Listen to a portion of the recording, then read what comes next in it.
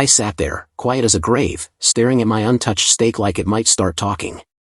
The kitchen was so still you could hear the clock on the wall ticking like a bomb ready to blow. Across the table, my wife, Ellen, leaned back, sipping her wine like she was lounging at some fancy resort, not about to torch our marriage. Then she dropped the bomb, calm as if she was reading the morning news. "I've been with Curtis for 6 months, she said, no feeling, no guilt. I need someone who actually shows up for me." Her words hit like a sledgehammer. I blinked, my fork frozen midair, then lowered it slow, like any sudden move might make the whole room explode. I looked at her, keeping my voice steady. "Someone who shows up. No yelling, just cold." That seemed to cut deeper. Ellen shrugged, her lips curling into a sharp, smug grin. "You're always gone, Mike. Work, or just checked out in your head." I got tired of being invisible in my own house. I stared at her, really took her in, the woman I'd busted my hump for 19 years to give a good life. Her hair was all done up, perfect like some TV ad. That sapphire necklace around her neck? I bought it for our anniversary. My cash, my sweat, and she wore it while running around with another guy. "Curtis pays attention," she went on. "He cares. He makes me feel like I'm still worth something. You haven't really seen me in years." Then, from the corner of the room, a voice piped up. "She's not wrong." I turned my head slow, like it was stuck in molasses. Our son, Owen, 20, stood there, arms crossed, looking mad, not at her, but at me. "You're never here, Dad," he said, his eyes like steel. "You're in the house, but you're not with us. She's been alone forever." That hit like a kick to the gut. My own kid, my own flesh and blood, throwing me to the wolves without a second thought. I locked eyes with Ellen again, my jaw tight. "How long's he known about this?" She didn't even flinch. "A month or 2. He's grown, Mike. He gets it." I didn't move, just let her words hang there, poisoning the air. Then I stood, the chair scraping the floor like a howl. "Dad," Owen snapped, his voice sharp now. "Say something, man. She's being real with you." I didn't look at him. Just grabbed my keys off the counter, the jangle cutting through the silence like a knife. "Where are you going?" Ellen's voice cracked, the first real spark of emotion she'd shown.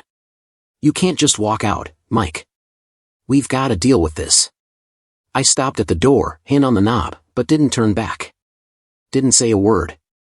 Just walked out. Behind me, Owen shouted, "See? That's what I'm talking about. You just shut down and bail." The door clicked shut, quiet but final, like locking a vault. I got in my truck, staring at the house I'd spent years paying off in Willow Creek.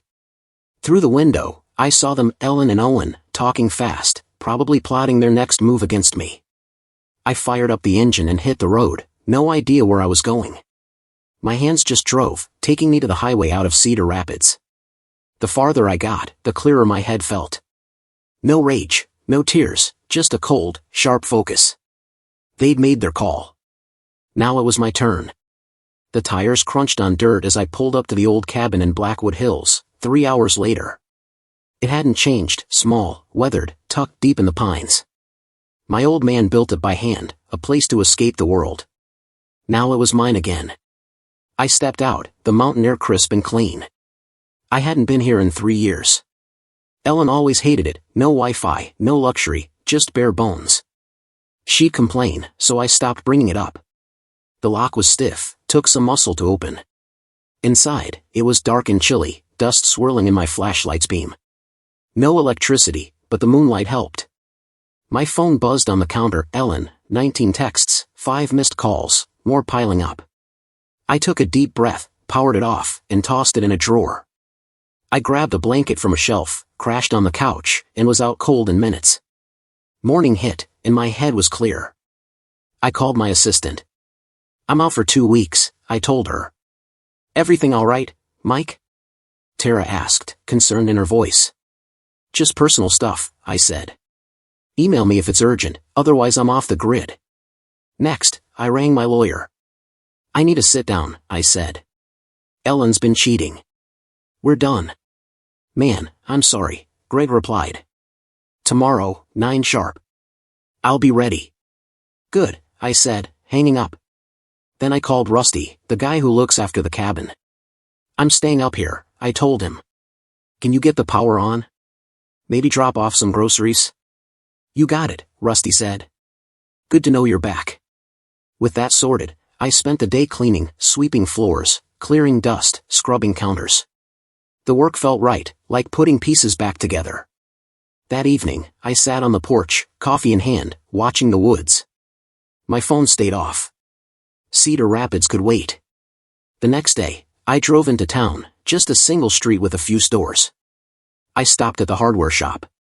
Haven't seen you in ages, the clerk, Amos, said as he rang me up. Yeah, been tied up, I replied. You sticking around, he asked. Not sure yet, I said. He nodded, no prying. Small towns get it. The week flew by, up at dawn, fixing up the cabin, grabbing lunch in town, working till dark. Nights were calm, just the fire popping in my thoughts. On day 8, I turned my phone back on. Messages flooded in, Ellen pleading, then cussing me out.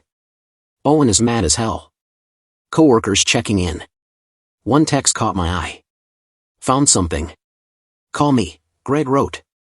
I stepped outside and dialed him. I've been digging into your finances, he said. Ellen's been siphoning cash, big chunks. Started right when she said the affair kicked off. How much? I asked. About 180 grand, he said. I let out a long breath. Yeah, sounds like her. I'm building a case, Greg said. When you're back, we'll go over it. I'll be there soon, I said, and hung up. I stared out at the trees. A coyote slipped through the shadows, silent. So, it wasn't just the affair, she was draining me to bankroll her new life. That night, I made my decision. No shouting, no groveling, just action. She'd played her hand. Now it was my move. 2 days later, I packed a bag, locked the cabin, and drove back to Cedar Rapids. I wasn't back in Cedar Rapids to patch things up. I was here to fight smart and win. At Harper & Sons Legal, I sat across from my lawyer, Greg, with a mess of papers sprawled across the desk. Ellen's gunning for half of everything, Greg said, leaning back. Your company, alimony, the works. It's a stretch, no judge will bite. I didn't blink. What about Owen? I asked. He's 20, Greg replied. No custody battle, but she wants you to keep footing his college bills and let her control his trust fund. I let out a dry laugh. Figure she'd try that. What's our play? Greg pushed a folder my way. This, he said. Her affair and the money she siphoned give us a solid edge. I flipped through the pages, tough but reasonable terms. This'll do, I said. Next step? We file our counter, Greg said. But here's the catch, you gotta move back into the house. I raised an eyebrow. For real? Yeah, he said. If you stay out, she could claim you abandoned it. That's bad in court. Crash in a spare room, keep it civil. The thought turned my stomach, but I got it. All right, I said. I'll head back tonight. The house in Willow Creek was dead quiet when I walked in, like it was holding its breath. Sunlight poured through the windows, but the place felt colder than a freezer. Off, somehow. I hauled my duffel bag upstairs to the guest room on the far end, as far as I could get from the master bedroom Ellen once nagged me to paint soothing sage for her vibe. Whatever. I unpacked slowly, deliberately, like folding each pair of jeans kept the anger locked down. Then I headed to the kitchen to whip up something simple, ham sandwich, slicing an onion paper thin. That's when I heard the front door. Keys jingling, voices, Ellen's fake laugh grating like nails on a chalkboard. Owen's low grumble trailed her. They turned the corner and froze like deer in headlights. I stood at the counter, knife in hand, slicing onion like I didn't care. What are you doing here? Ellen snapped, her boots clicking once before she stopped dead. I didn't look up. I live here. Owen stepped forward, shoulders squared, trying to act tough. You bailed, Dad. You don't get to just stroll back and like it's all good. I set the knife down with a quiet tap, wiped my hands on a dish towel, and turned to face them. I didn't bail on this family, I said, my voice calm but cutting like a razor. This family fell apart the second your mom started sneaking around with Curtis. And you, I pointed at Owen, decided to root for her team. Ellen's face went red, her mouth already moving. Don't you dare talk to him like that, she hissed. I'll talk to my son however I please, I fired back. He's old enough to throw shade, he's old enough to catch it. Owen's jaw tightened. I backed her because she's right about you. You're distant, Dad. A shell. Maybe, I said. But I never lied. Never stole. Never disrespected this house. I turned to Ellen, slow and deliberate. 180 grand. That's what's gone. Her face paled, eyes wide for a split second. You're out of your mind, she stammered. I don't know what you're talking about. I tilted my head, eyes narrowing. My lawyer knows. And now you do too. The air went heavy, silent. Then I turned back to the stove, like it was nothing. I'm in the east guest room till the divorce is done, I said. Let's keep this minimal. Text if there's an emergency. Ellen's voice shook. You don't get to set rules in my house. Our house, I corrected, steady as stone. Paid for with my paychecks while you drop thousands every time a new Instagram fad popped up. Mom, let's go, Owen muttered, tugging her arm. We don't have to deal with this. I didn't glance at them. Just flip the sandwich in the pan. Ellen's eyes drilled into my back. This isn't done, she growled. I looked over my shoulder, locking eyes with her. Nah, I said, voice like frost. We're just getting warmed up. The next week I crawled like molasses. We didn't talk unless we had to, and when we did, every word felt like a blade. I stayed gone as much as I could, out before dawn, back after dark. Didn't eat at home. Didn't chat unless it was forced to. When I spoke, my tone could freeze like a fire. Owen was back at his dorm, texting or calling Ellen nonstop, her little cheerleader. Me? Not a peep. No, you okay, Dad? Not even a text. Kid picked his side. Friday night, I was in my home office, papers spread out, contracts, invoices, like a war zone. Deep in it, focused. Then a soft knock. The door creaked, and Ellen stepped in, wine glass in hand, that smug look plastered on like she was walking into a coffee shop. We should talk, she said, smooth as a used car salesman. I didn't look up. That's what lawyers are for, I said. Court dates, bills, the mess you kicked off. She took a slow sip, like we were at some fancy brunch. Come on, Mike, she said. 19 years together.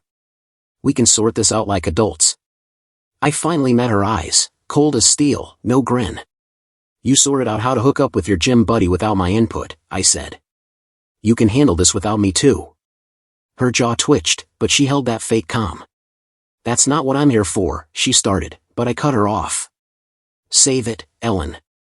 I leaned back in my chair, arms crossed tight. You hooked up with another guy, drained my bank accounts, and turned our son into your errand boy, I said, staring Ellen down. Now you want to act like we can just talk it out? Her face twisted, wine glass shaking in her hand. I messed up, Mike, all right? I didn't handle it well. But this fight, it's tearing Owen apart. I let out a sharp, bitter chuckle. Don't drag him into this like you care. You only give a damn about Owen when it suits you, just like you did with our marriage. Her eyes flared. That's not fair. Fair? I snapped, standing up, towering over her. Fair's not watching the woman I broke my back lie to my face for months while she played house with some sleazy side piece in our bed. She stepped closer, wine sloshing. I could have dragged this to court weeks ago, she hissed. I'm trying to settle this like adults, Mike. Don't be such a heartless jerk. I grinned, cold as ice. You made me heartless, Ellen. You don't stab a guy in the back and then whine when he stops playing nice. Her face went white, but she fired back. I'll ruin you, she spat. Every cent, every asset, your company, I'll burn it all down and drag your name through the dirt. I stepped in close, my smile sharp like a blade. Give it your best shot, Ellen. But when I hit back, I don't mess around. I leave ruins. She froze, pale as a ghost. This isn't over, she muttered, then spun around, slamming the door so hard the windows shook. I sat back down, grabbed my pen, and mumbled, dumb move, picking a fight with the wrong guy. 3 days later, I was back in Greg's office at Harper & Sons Legal, flipping through Ellen's latest legal stunt. She's claiming you neglected her emotionally, Greg said, tapping a file. Says you were physically there but checked out, using it to justify the affair and the money she took. I raised an eyebrow. Can that actually hold up? Greg shook his head. Not likely. It's flimsy, especially with the evidence we've got. But now she's gunning for a chunk of your construction business, saying she helped build it. I snorted. She showed up to 4 company events and complained the whole time. Greg nodded. I know, but her lawyer, some hotshot named Whitaker, plays dirty. He slid a folder my way.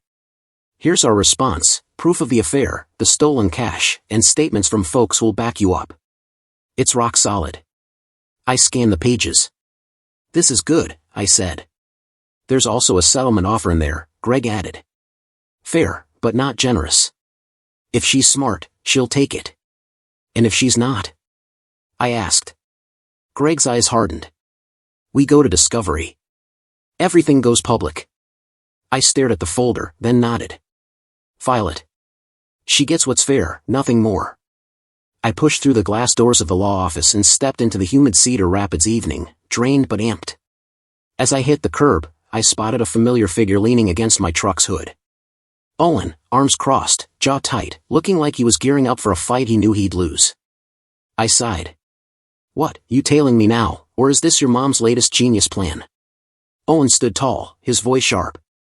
We gotta talk, Dad. I unlocked the truck with a chirp, not opening the door. Make it quick. It's about Mom, he said, stepping closer. You're treating her like garbage. She's falling apart, and your lawyer's tearing her to shreds in court.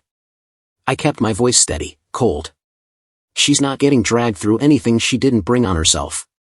Truth ain't slander, kid. Public court? Owen fired back. That's how low you'll go. You know what that'll do to her?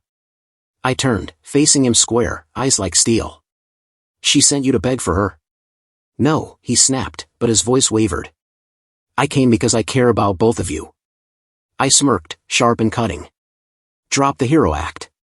She sent you because she couldn't handle me herself, so she threw her little soldier into the ring. Owen didn't deny it, just looked away, fists clenched. I stepped closer. She told you about the $180,000 she funneled out of our accounts? How she was bankrolling her dream life with Curtis while I was grinding to keep this family going. Owen blinked, thrown off. She said she needed security, that you were pulling away, that you were gonna leave her. I laughed, low and bitter. Leave? I wasn't going anywhere till I found out she was shacking up with some low-rent loser. Don't let her spin you, Owen. She's lying to your face, and you're swallowing it whole. His voice cracked, loud now.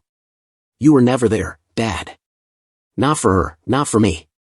You were married to Owen. I was building a life, I said, stepping back. A life she cashed in on like it was a casino. You think this house, your tuition, the trips, the gear, it just appear out of thin air? You only care about yourself, Owen shouted. Always have. I tilted my head, a grim smile tugging at my lips. I care more than you'll ever get. That's why I'm done being played. I got in the truck, started it, and peeled out, leaving Owen standing there, pissed and confused. In the rearview, I saw him still rooted to the spot, looking lost. Part of me wanted to stop, to talk it out, but I didn't. Ellen made her move. Owen picked his side. They'd have to live with it. The Cedar Rapids Courier didn't pull punches. The headline screamed, local broker linked to multiple affairs, leaving prominent spouses reeling. Below it, a photo showed Curtis Drake leaving a swanky restaurant with a woman who wasn't Ellen. The article laid it out, Curtis was juggling at least 3 women, including a city councilman's wife, and allegedly conning them into fake property deals. I sipped my coffee, eyes running over the story. My phone buzzed. Greg's voice crackled through the phone. You see the front page of the Courier? I was already skimming it, coffee in hand. Yup, reading it now, I said. Hell of a plot twist. Councilman's wife just slapped Curtis with fraud charges, Greg said. $400,000 for a fake condo deal. Feds are sniffing around now, and more women are stepping up. What about Ellen? I asked. No quotes from her, Greg said. Word is, she's a mess, had no idea Curtis was juggling others or running scams. I hung up, folded the paper, and left it on the kitchen counter in plain view for Ellen to find. Then I grabbed my keys and headed to work. By midday, my phone was blowing up. Buddies, coworkers, even nosy neighbors, some checking in, others just fishing for gossip. I ignored most, shot back quick texts to my inner circle, then heard a knock. Tara, my assistant, poked her head in. Mike, Ellen's downstairs. Says it's urgent. I glanced at my watch. Let her up, I said. The office door flew open like a gunshot. Ellen stormed in, mascara streaked like she'd been in a brawl, her usual polished act in tatters. She tossed the crumpled newspaper onto my desk, the headline screaming like a slap. You knew, didn't you? She snapped, voice shaky. About his other women. I didn't blink, just looked at her like she was static on a radio. Nope. But it's not exactly a shocker. Her eyes blazed. What's that supposed to mean? I kept my voice even, cold. Guys who chase married women for kicks don't usually run on honor or big promises. Ellen collapsed into a chair, like her legs gave out. Her anger melted into something raw, broken. He swore I was special, she whispered. Said we had something real. I raised an eyebrow, sharp and ruthless. Real? Like the 4 other women he was stringing along, including the councilman's wife who's pressing charges. Her head jerked up. Charges? What charges? I leaned forward, voice low and cutting. Your boy Curtis wasn't just collecting girlfriends, Ellen. He was fleecing them, fake property deals, ghost investments, textbook con man stuff. Her mouth opened, but nothing came out. I pressed harder. So, tell me, Ellen, how much of our money did you funnel to Mr. Smooth Talker? She shook her head fast. I didn't. Don't lie, I said, slamming my hand on the desk, making her jump. 180 grand vanished from our accounts. Went to his scams or his hotel tabs, didn't he? It wasn't like that, she mumbled. It was exactly like that, I shot back. He played you like a cheap guitar, lonely housewife, desperate for a spark. You weren't his lover, Ellen. You were his ATM. You're loving this, she spat, tears mixing with fury. Watching me crash and burn, watching everyone turn their backs. I'm not loving anything, I said, ice in my voice. But I won't pretend it doesn't feel good to see karma pull up right on schedule. She looked up, eyes wet, pain and rage choking her words. I went to the store today. People stared. My friends won't pick up the phone. Then they weren't your friends, I said, picking up a file. Just like you weren't my wife. You left me, Mike, she said, voice breaking. I dropped the file with a thud. Don't. You ditched this marriage the second you jumped into Curtis's bed. I was grinding, building, showing up, even when it sucked. You chose to cheat. You chose to steal. Own it. I messed up, she whispered. I know it was huge. But maybe we could fix this, therapy, a counselor, something. I shut it down fast. No chance, I said. You didn't slip into his arms by accident. You chose it, over and over. You funded his little con with my money. You lied to me, to Owen, to yourself. You act like you're flawless, she hissed. I'm not, I snapped. But I didn't torch this family. That's on you. I stood, stacking my papers slow and deliberate. We're done talking. She stood too, fists balled, mascara running like a bad painting. Don't do this. Think about Owen, about the life we built. I cut her off, not even looking. You should have thought about that before you threw it all away for a low-life hustler and tried to play me for a sucker. Her face hardened, cold now. You don't care anymore, do you? I met her eyes, steady. I care about what's mine, my son, my business, my future. You? I gave a slow shrug. You were a bad bet. One I'm cutting loose for good. The door clicked shut behind her, soft but final. I sat back down, opened the file, and stared at the contract on my desk. I wouldn't dwell on that broken look in her eyes, wouldn't let that tiny pang in my chest take root. That was dead weight. I had work to do. That night, I walked into the house in Willow Creek, loosened my tie, and dropped my keys on the hall table. Then I heard her, Ellen's voice in the kitchen, low and tight, like she was fighting panic. Curtis, please call me back. We need to talk about this, about us. A pause. I know what the papers are saying, but I need to hear it from you. Please. She spun around, startled, phone still in hand, when she saw me in the doorway. The call cut off quickly. I set my briefcase on the counter, slow and calm. He's not calling you back, I said. You don't know that, she shot back, too fast, eyes already glossy with fear. I smirked, grabbing a soda from the fridge. He's probably halfway to Canada by now, Ellen, sipping margaritas under a fake ID. You don't know that, she repeated, weaker.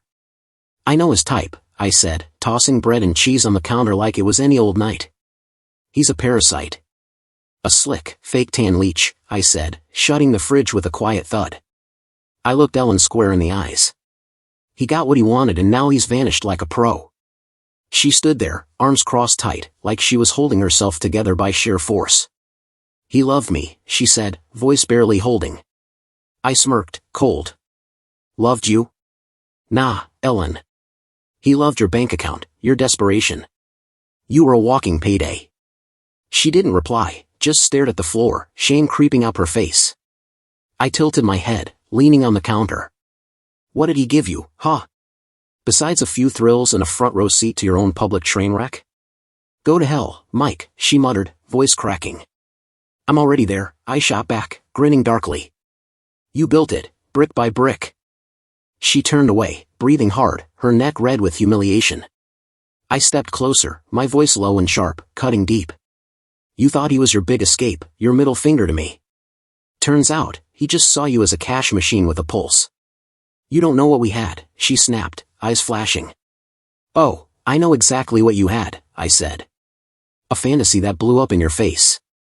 But go ahead, call it love if it helps you sleep. Her jaw clenched, tears brimming. You act like you're so damn perfect, she hissed. Like you never screwed up. I didn't mistake a con man for a soulmate, I fired back. I didn't torch our marriage and drain our savings to play house with a fraud. She blinked, tears spilling now. You don't have to be so cruel. I leaned in, voice like a blade. This ain't cruelty. It's the truth, something you never cared for. I grabbed my sandwich and walked out of the kitchen, not looking back. Behind me, I heard her break, soft sobs echoing. The next week, the scandal exploded. More women came forward, the total money Curtis swindled nearing $1 million. His office was empty, phone cut off, gone like smoke. Ellen locked herself away, stopped leaving the house. Her charity board kicked her out. Her yoga group ghosted her. Even her so-called best friends went silent. I watched it all go down, expecting to feel smug, maybe even vindicated. Instead, I just felt empty. None was easier. At dinner, Ellen sat across from me, picking at her food, looking like a stranger. One night, while I was buried in paperwork in my office, the doorbell rang. I heard muffled voices. When I stepped out, Ellen was leading a tearful woman into the living room, Marla Thompson, the councilman's wife. Mike, Ellen said, her voice stiff. Marla and I need to talk privately. I nodded and headed back to my office, leaving the door ajar. Their voices drifted through. With Curtis, Marla sobbed, he swore I was the only one, that we were special. He fed me the same line, Ellen said, her tone flat. Word for word. Greg's filing for divorce, Marla said. Says he can't handle the shame or the money we lost. She paused, then asked, is it true about the money? About Curtis? Yeah, Ellen said. I gave him $180,000 for some project in Blackwood Hills. It was fake. Oh, Ellen, Marla whispered. Have you heard from him? Nothing, Ellen said. You? Not a word. He's gone. I leaned back in my chair. Their shared pain didn't move me. Ellen made her choices. I'd made mine. The next morning, the Cedar Rapids Courier dropped another bombshell, fraudster spotted in Atlantic City, blowing stolen cash. Curtis had been caught at a casino, burning through money like it was kindling, money he'd conned from Ellen, Marla, and others. I left the paper on the kitchen table where Ellen would see it and headed to work. That night, I came home to find her at the table, surrounded by documents, her jaw tight. I've been talking to the other women, she said, not looking up. We're going after Curtis, civil and criminal charges. Good, I said, grabbing a glass of water. Won't get the money back, but it's a start. She finally met my eyes. I want to make this right, as much as I can. Too late for that, I said. She nodded, just a little. I know. But I'm trying. It wasn't forgiveness, but it was something. Her eyes had a spark of resolve, like she was finally facing her mess. That's all I ever wanted. A week later, I walked across the quad at Owen's college in Des Moines. He'd finally agreed to meet after weeks of dodged calls and silence. I found him on a bench, backpack at his feet, looking worn out. "Thanks for showing up," I said, sitting beside him. He didn't look at me. "Mom said I should hear you out." I blinked.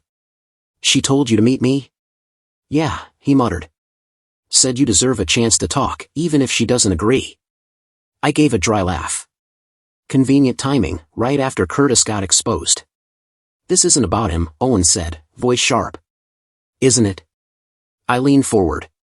"She cheats, funnels our money to a con man, gets dumped, and now she's nudging you to talk to me. Guilt's a hell of a motivator." "She messed up," Owen snapped. "You call a 6-month affair and $180,000 a mess up?" I said, calm but pointed. "She was hurting," Owen said, louder now. "You were never there, Dad, not for her, not for me. You were glued to your job." "I was building a life," I said, steady. "For you, for her. You think the house, your school, the cars, the vacations just fell from the sky?"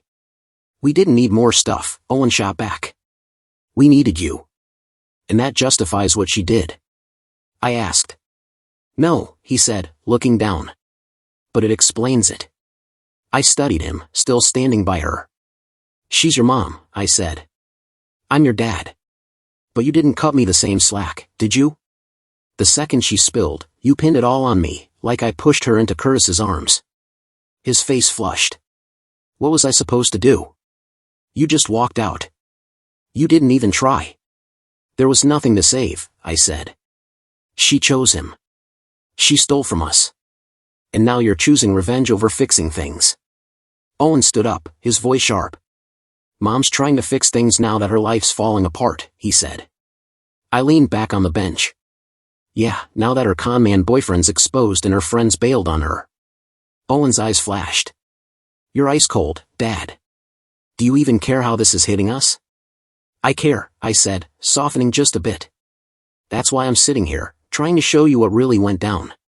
"You just want to crush her," he shot back. "Nah," I said. "But I'm not gonna cover for her either. She used you, Owen, pitted you against me to save her own skin." "That's not true," he said, but his voice cracked, unsure. "Then why'd she tell you about the affair first?" I asked. "Why drag you into her mess at all?" Owen went quiet, his face tightening. "She needed someone on her side," I said. "A way to spin the story. You were the perfect pawn, my own son, blaming me." "She wouldn't," he whispered, but doubt crept in. I stood up. "Stand by her if you want, but I won't forgive her. And I won't forgive you for buying her lies over the truth." Owen looked up, stunned. "You don't mean that." "I do," I said. "Choices have consequences. Your mom's learning that. Maybe it's your turn." I walked away, each step heavy. Part of me wanted to turn back, ease up, leave a door open, but the bigger part knew trust doesn't just bounce back once it's broken. I sat in my truck, staring at the campus building in Des Moines. Owen was still inside. I'd laid out the truth, raw and cold. Ellen had used our son, and Owen had been too quick to think the worst of me. My phone pinged, a text from Greg. Judge shot down Ellen's motion for temporary support. We're gaining ground. I should have felt something, maybe a spark of victory. Instead, I just felt hollow. I started the engine and drove off, leaving not just Owen, but the last shred of what we used to be. That night, I was in my office when the front door slammed. Quick footsteps stormed upstairs, then shouting. "How could you do that to me, to us?" Owen's voice shook. Ellen's reply was low, pleading, too soft to make out clearly. "Dad said you used me," Owen yelled. "Said you told me about the affair just to turn me against him. Is that true?" A long pause. Then Ellen's voice rose. "No, Owen, that's not it. He's twisting things to pull you to his side, to split us up." "Then why tell me first?" Owen pressed. "Why not Dad?" No answer, just murmurs too faint to catch. I stared at my laptop, not working anymore. Ellen's story was slipping, and Owen was starting to see the cracks. Close to midnight, a knock pulled me back. Owen stood in the doorway, eyes red, shoulders tense. "Can we talk?" he asked, voice low. I nodded at the chair across from me. "Take a seat." He sat, fidgeting, silent for a moment. "I asked Mom why she told me first," he said. "She said she needed support, that she was scared of how you'd react." I waited. "But that's a lie," he went on. "She wasn't scared. She seemed proud, like she wanted to stick it to you." I gave a single nod. "Yup.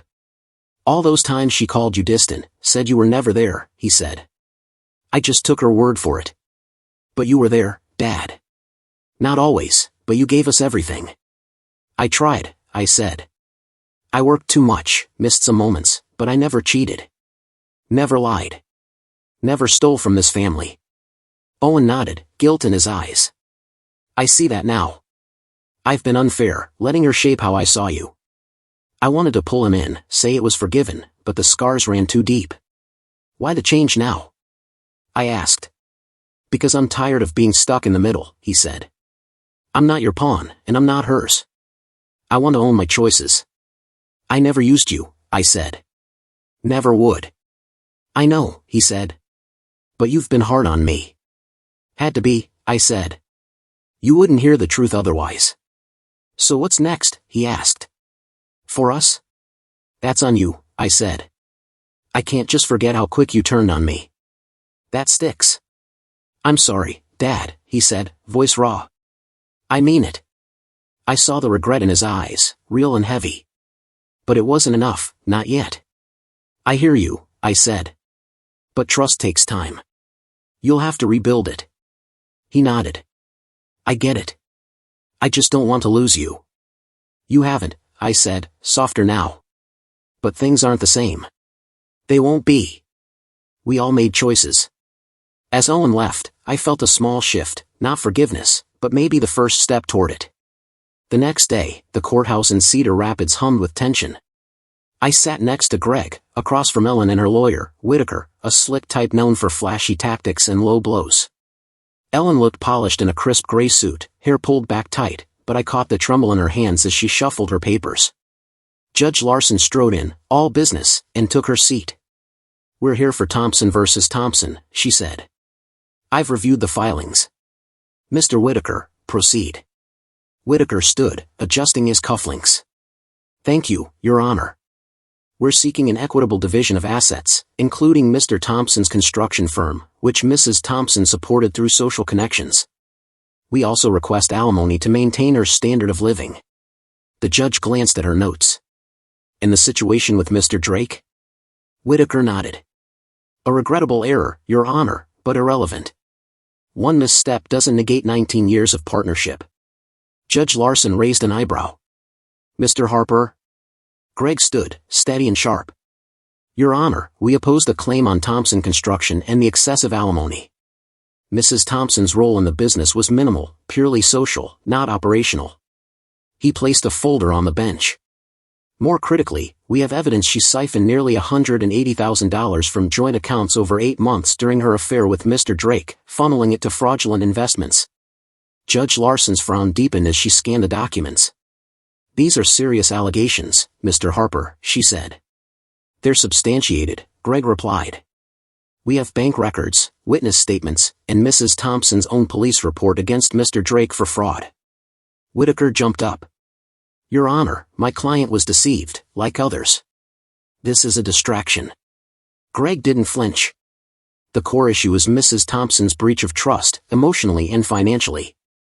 She can't raid our marriage and then demand more," Greg said, wrapping up. Judge Larson raised a hand.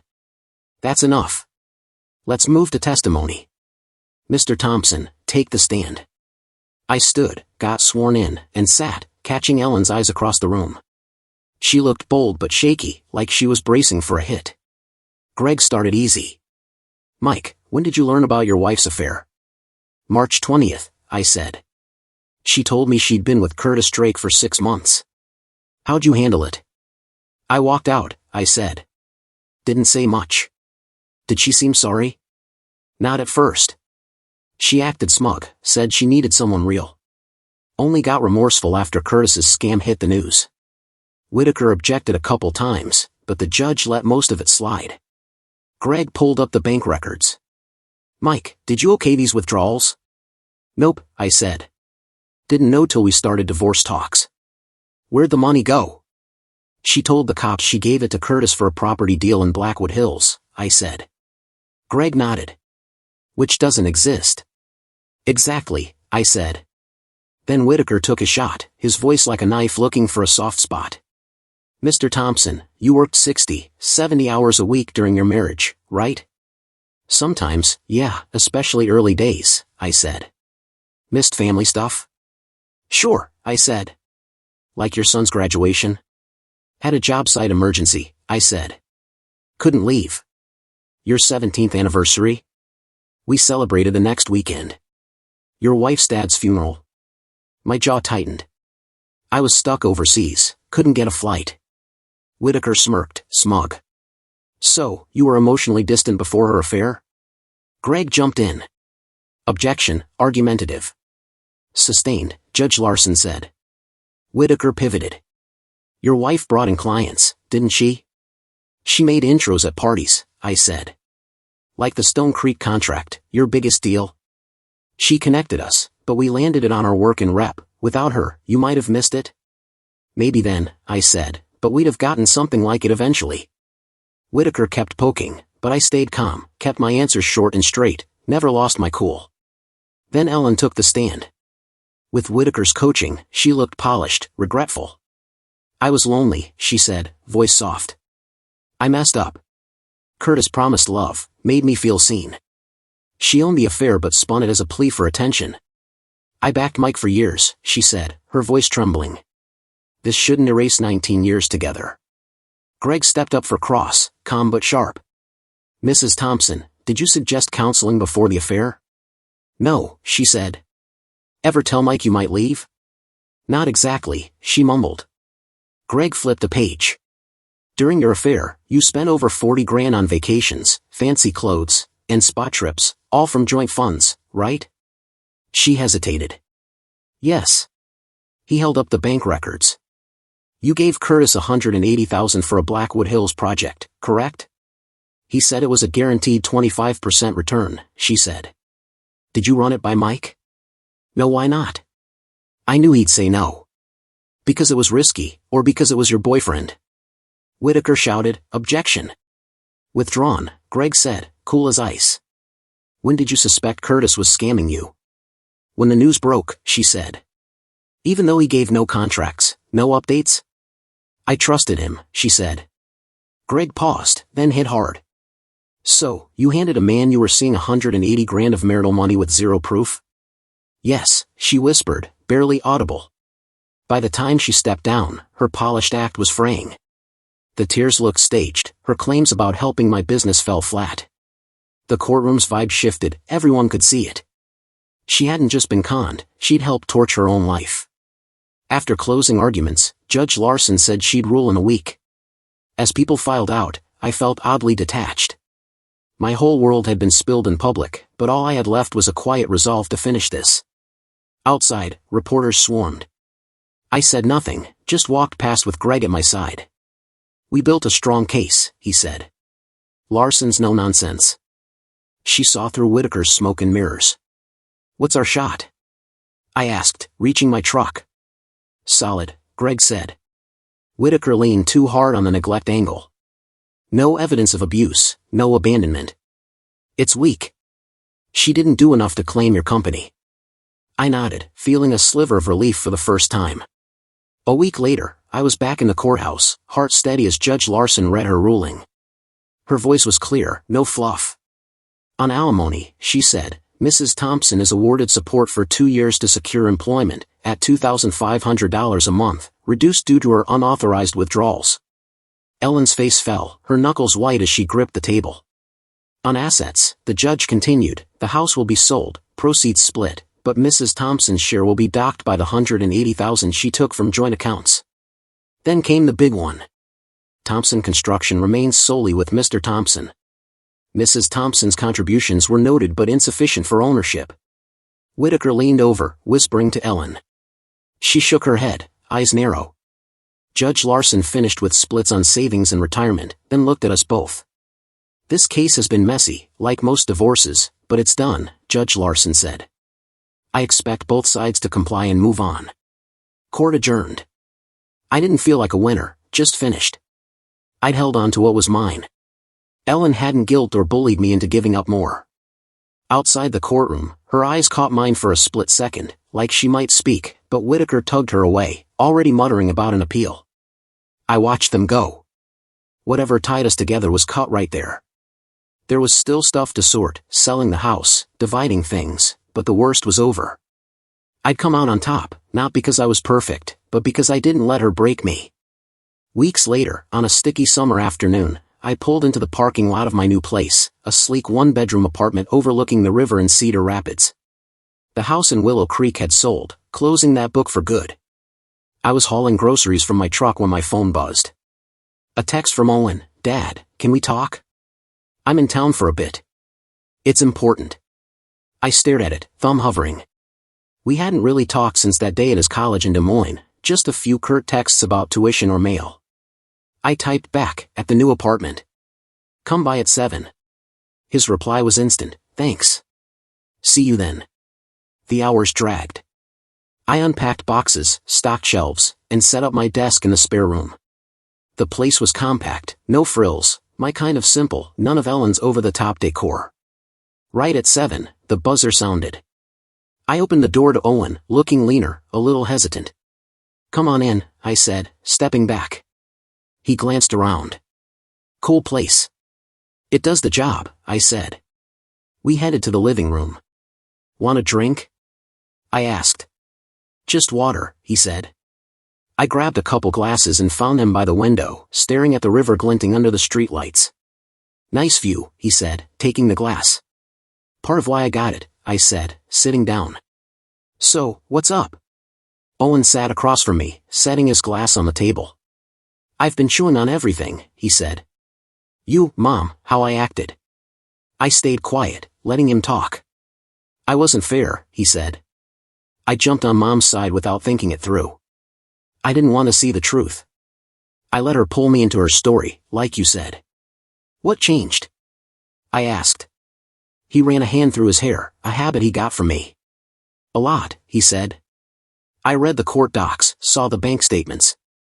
It was all laid out. And I've been talking to Mom, really talking, not just going along. The more she said, the less it added up. Small stuff at first, then bigger. He looked me dead in the eye. "Last week, she admitted it. She told me about the affair early to get me on her side, thinking it'd make you cave." My face didn't move, but a cold knot tightened in my gut. "Yeah," I said.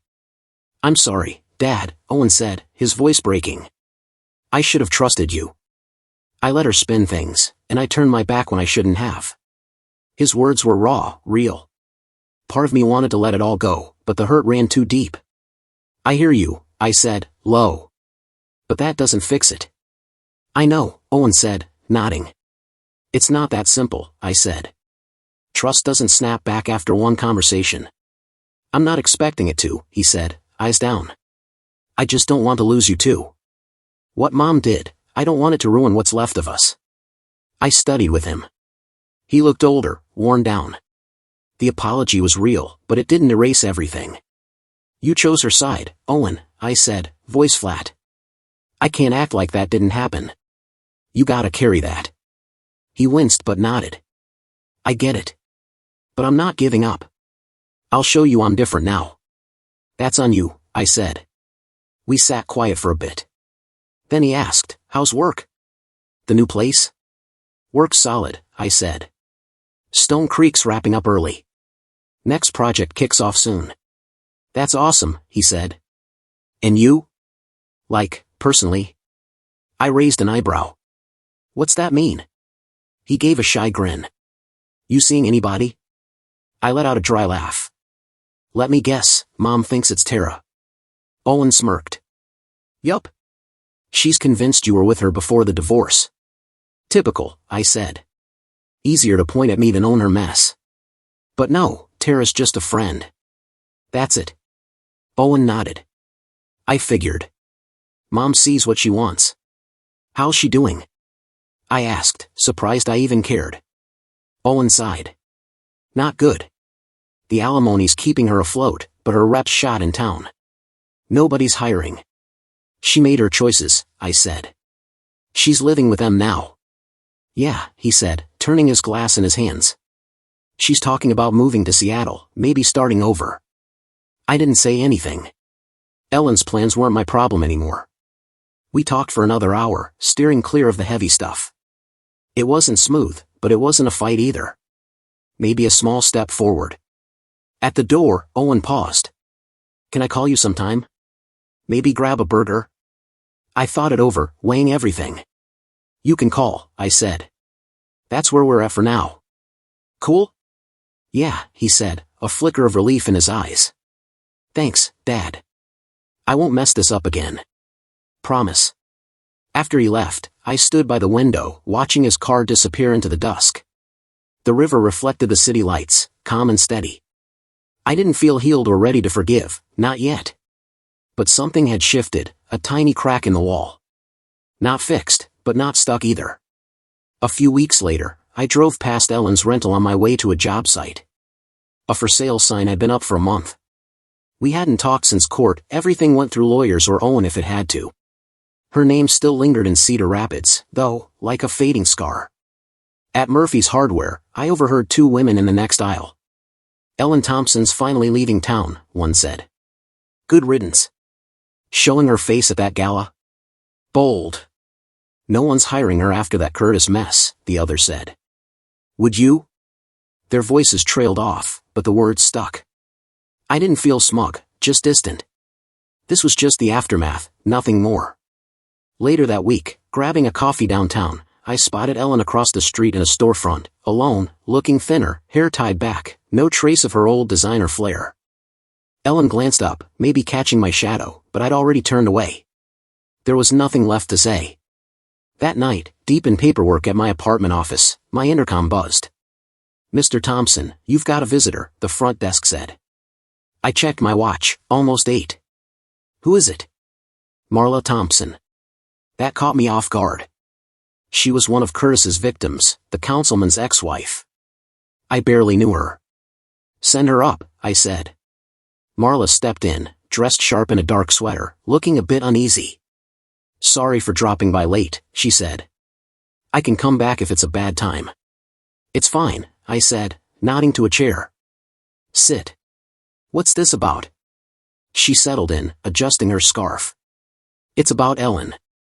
I kept my face blank, saying nothing. I know you've got no reason to care, Marla said, but I'm worried about her. How so? I asked.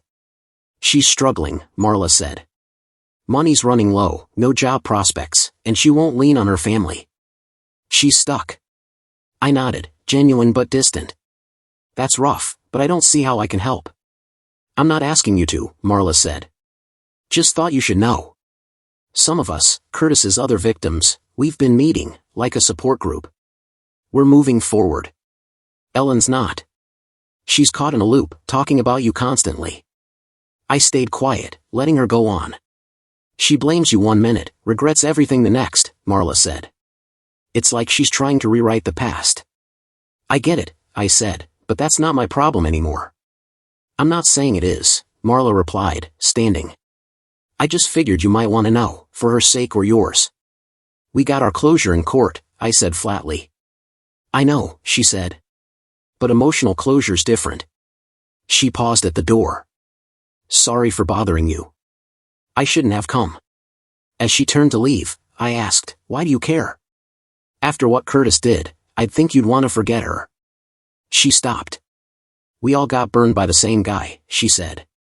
Different stories, same betrayal. That kind of hurt ties people together, like it or not. After Marla left, I sat at my desk, staring at the wall. Her visit dragged up memories I'd buried, not the good times, but Ellen's voice, sharp and smug, saying she needed someone real. I didn't want to see her again, didn't care about the closure Marla mentioned. That bridge burned when she chose Curtis. The next morning, heading to a breakfast meeting, I spotted Ellen leaving a post office in Cedar Rapids. She saw me too, her steps slowing, but she squared her shoulders and kept going. We passed like strangers, no words. Later that week, Owen called during my lunch break. Our talks had gotten steadier, not warm, but not hostile either. "Hey, Dad," he said. "Just letting you know I'm helping Mom move to Seattle next weekend. She landed a gig with a small property firm." "That's good," I said. "A fresh start probably best." "Yeah," Owen said, pausing. "She asked if you'd meet her before she goes, just to clear the air." My jaw tightened. "No need for that." "I figured you'd say that," he said. "She wanted me to ask anyway. She's changing, Dad, not blaming you as much, owning her mistakes." "Glad to hear it," I said, meaning it. "But a meeting's not happening." "All right," Owen said, a little let down but steady. "I'll tell her." After the call, I tried to focus on work, but my mind wandered. Ellen leaving town didn't stir much, no anger, no relief, just another box checked, like paying a utility bill. That night, I grabbed dinner with Tara Morgan. Over the past few months, we'd gotten close, not romantic, despite the gossip. She'd been a rock, no questions, just there. "You seem distracted," Tara said as we waited for our food. "Trouble with the Stone Creek project?" "Nah, that's on track," I said, eyeing my beer. "Ellen's heading to Seattle." Tara nodded slowly. "How's that sitting with you?" "It doesn't," I said. "That's the strange part. I thought I'd feel something." "Maybe that's closure," she said. "When they can't touch your emotions anymore." "Maybe," I said, setting my glass down. "She wanted to meet before she leaves."